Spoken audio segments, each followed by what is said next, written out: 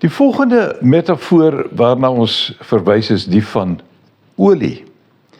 Nou olie dui eintlik op salwing. En dit is daardie toerusting, dit is die genesing en dan ook afsondering vir 'n spesifieke doel.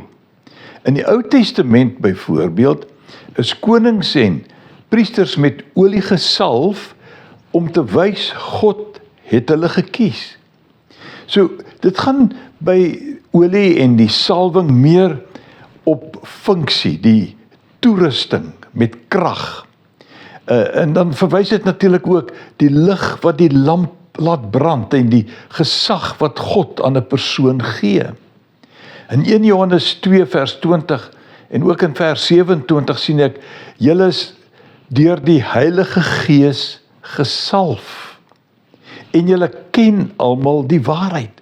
Dis wat die salwing, die olie van die Heilige Gees aan 'n mens doen. Jy leer die waarheid ken.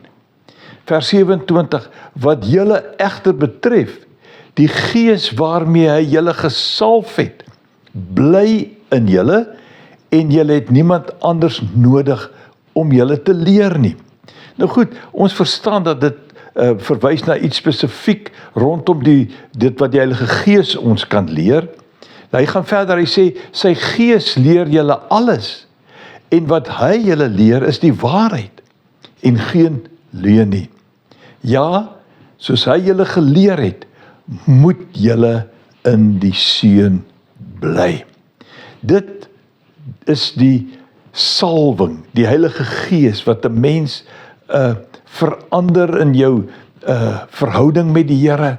Dit bevestig jou kindskap, dit bevestig jou roeping, dit gee jou die vermoë om werklik naby aan die Here te leef en sy heerlikheid, sy teenwoordigheid ook aan ander oor te dra. Ook ander hierdie salwing van die Heilige Gees te kan laat beleef. 'n Kosbare voorreg. En loop mooi.